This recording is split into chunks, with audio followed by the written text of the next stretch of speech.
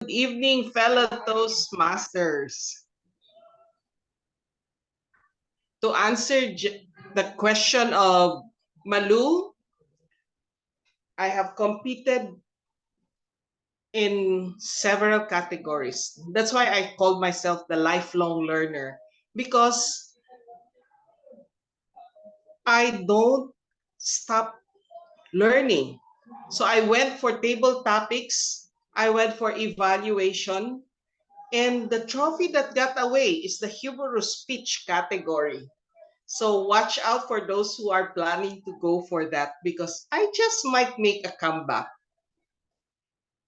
So this evening, my talk is really just to how we could spice up our speeches with humor. This is not about the humorous speech contest, because the humorous speech contest comes far in between.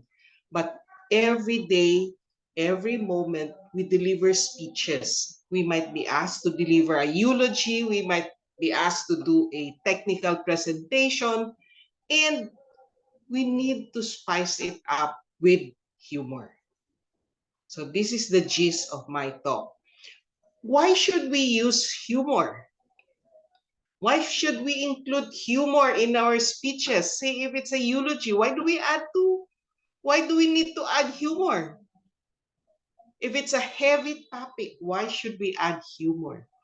Because our audience might get so engrossed and so deep into it, they will need to come up for air in between. So humor will be able to break that. So you allow the audience to breathe once in a while throughout your talk. If you're doing technical presentations, if you're just going to use all numbers, you might end up looking at an audience that's all sleeping. So you have to keep them awake by introducing humor. But the humor that we add should be congruent with our topic, with what we are saying. It's not just like we just say a joke at the start and that is it. It's not effective. People might laugh, but it has nothing to do with your talk. So it has to come in between our talks. And we draw from our own personal stories and experiences. There will be 4 points that I would like to discuss with you this evening. First would be self-deprecation. Second would be using of dialogues. Third will be being spontaneous, being quick, being flexible. Because we are trying to pick out stories, remember. Then the last one would be triads. We know about triads when we write our speeches, three points. So we could use this also in making our humor stick into our speeches. Now let us start. If we want to do humor, let us start. So I'd like to ask a question. What is rectangular, has flowers, and is totally crazy? I mean, totally scary.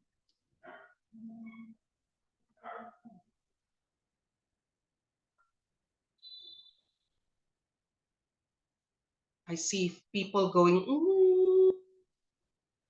could be anything, right? Could be a lot of things. So let us find out.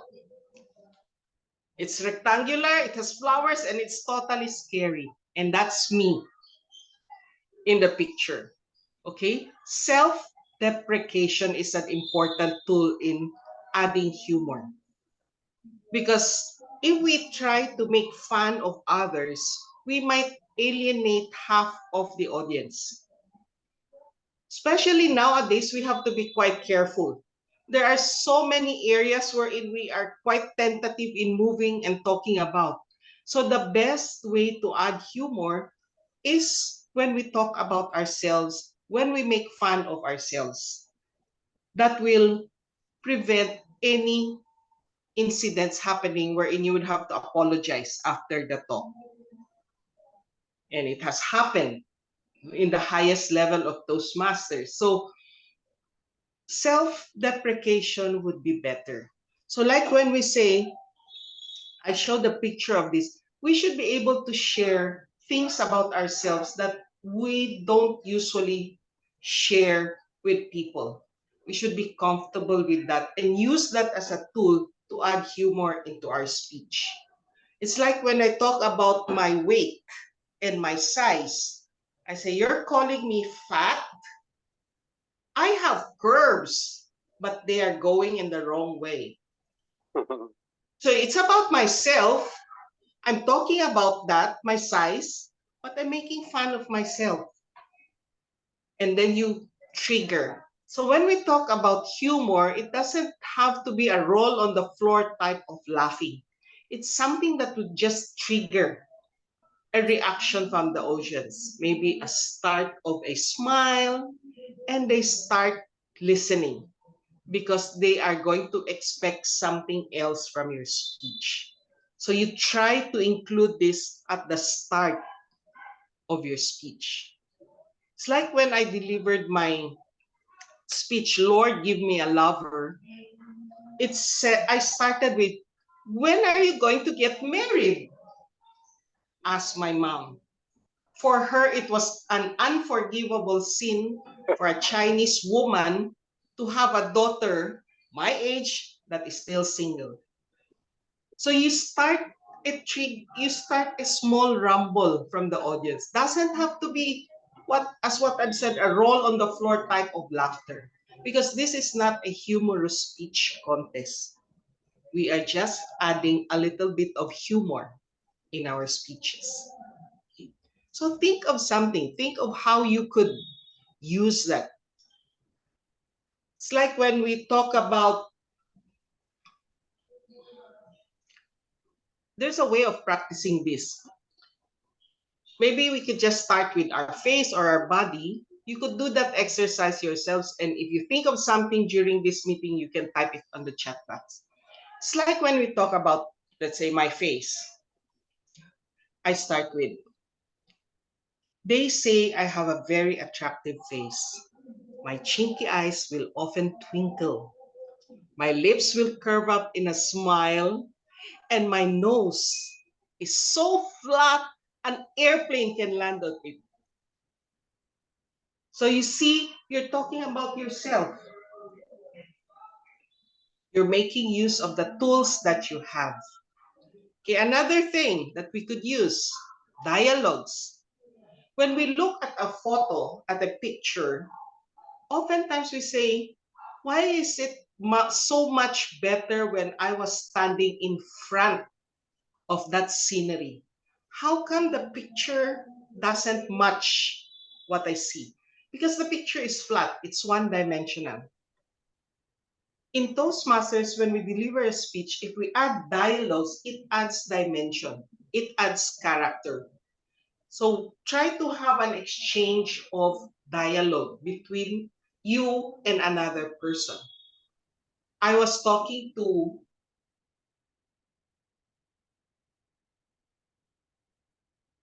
PID Elisa, you were muted. okay. So use dialogues because dialogues will help give dimensions to what we're saying.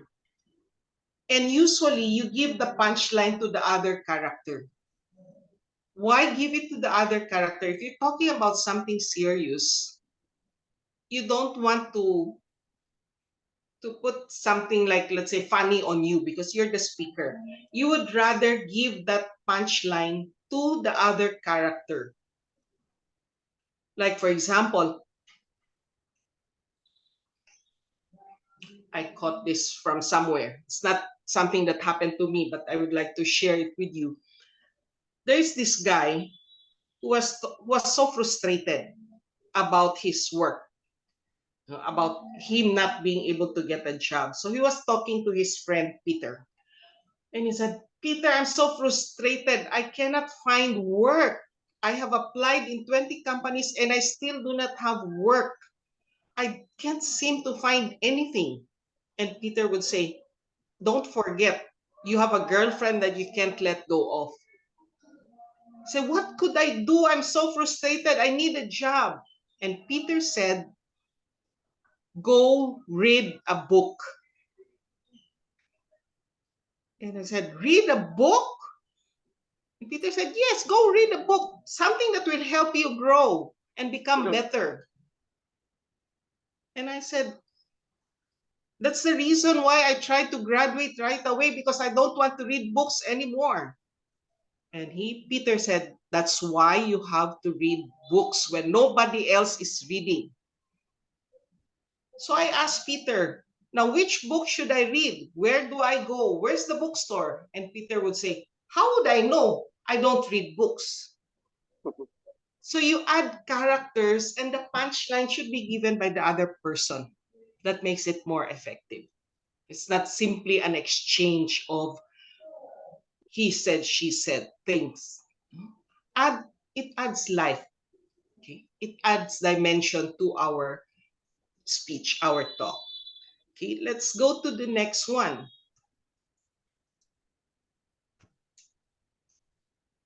Be spontaneous, be quick thinking, be flexible. Sometimes we have a speech already prepared. It's like when I have a keynote, everything is ready. Everything is prepared because I have practiced it already. I know the timing and all these things. But there are times we have to be spontaneous because we might pick up something along the way that we could incorporate into our speech. I would like to share with you a story. This happened when I was in Kota Kinabalu, District 87. They had their annual conference, and I was there on an official visit as international director. So I was supposed to give the keynote. It was prepared, I was ready with it. And then the night before, there was a grand gala night, they call it. And it was like a welcoming night for all of the delegates. And they had people dancing, their traditional dances, their sports, their singing. And in front of us was a jar, that big, the same as in the picture. And since I was at the presidential table, we each had our jars in front of us. And I was so curious about it. Why is that a souvenir? Is that food that we're going to eat? So I couldn't help myself. I took a peek. I opened the lid and I took a peek inside. And inside was rice grains. Fortunately for me, seated right beside me was the Minister of Tourism for Sabah. And we spent the next few hours and he was explaining things to me. And he explained this to me. He said, there is a bottle of water beside the jar. Open it and pour the water into the jar. Then get that straw, stick it all the way to the bottom of the jar, and take a sip.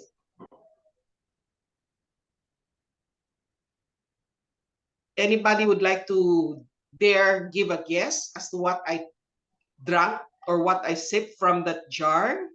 Wine. Wine. It was a very strong rice wine they call tapay in Sabah. And so the following day, when I was going to give my keynote, the start was about me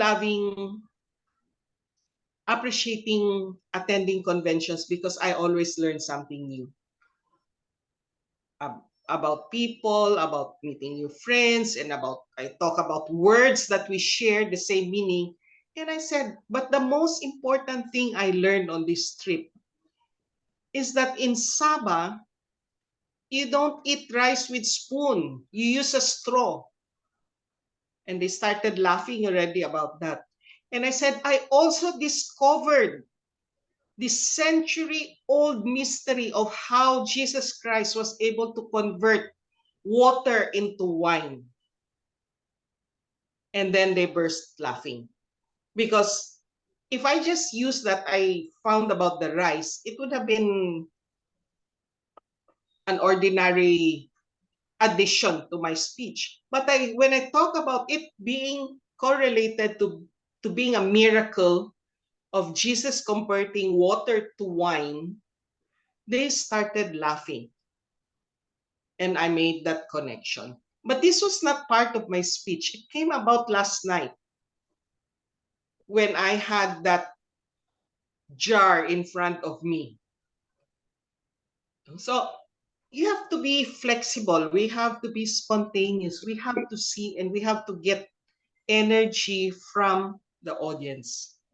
Sometimes if I pick up on something, I would like to add another line or two to that story. So it we have to be aware of our audience. We have to look at it that way. Okay? Then triads. Earlier, I gave you an example of a triad. I said chinky eyes that are twinkling, lips that would curve up in a smile, and a nose so flat that a plane could land on it. So the first 2 points were normal. Things that we would expect. Eyes would twinkle, lips would curve up in a smile. When I hit the third one, the nose, that's where the twist came in. It was so flat, a plane could land on it. So we were using triads. If you watch the speech of Lance Miller, the world champion, he effectively used triads. He talked about, I am 24 years old. I have a job I do not like. I have not dated in 3 years. And I live with 2 roommates named mom and dad. And the third was the twist. Instead of just saying, I still live with my parents, he came up with that. And it was a triad. And the third one was the twist, mom and dad. So those are effective ways of using triads to incorporate humor into our speech.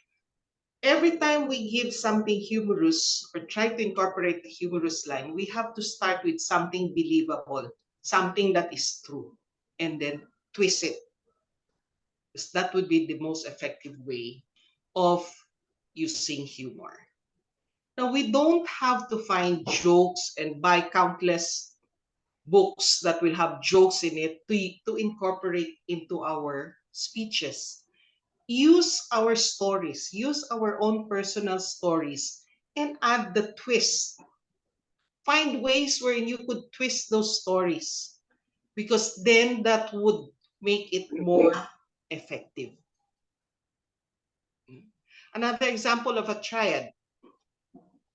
This was one of my lines that I use in my speech. I said, when I was 18, I said, love can wait. The world is there before me to explore. When I was 25, I said, I still want to pursue my career. I want to achieve the best.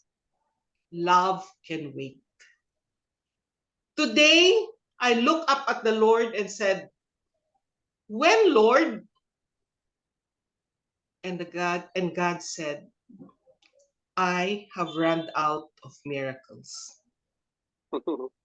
So I'm talking about me being single, but I use it to place humor in the speech. So I don't need to try to find lines in joke books, but rather we should try to use our own stories that we already have and add the twist. What we need to work on is finding the twist at the end because that will certainly bring out the humorous lines. Another thing, I tried to lose weight by doing the no carbohydrates diet. I did intermittent fasting. Nothing worked until I started running. Running after that guy and running after that guy over there and running after him. So the first two are truth and the third one will be the twist. So fellow Toastmasters, we have 4 areas that we could work on. Self-deprecation, using dialogues, being spontaneous, being flexible, quick on the uptake, and using triads. We could use any of this. We could try to mix it up, but we have to practice our pause. We have to practice our timing because it will not work if we just go very smooth. So we need all the inflections and the fluctuations to make it work. So take the time, use it, look at your stories. I'm sure we all have stories that we could tell, and find twists that you could add to your speeches. Thank you, and thank you, Malu, for the invitation. Thank you to the 2 clubs for listening to my talk tonight.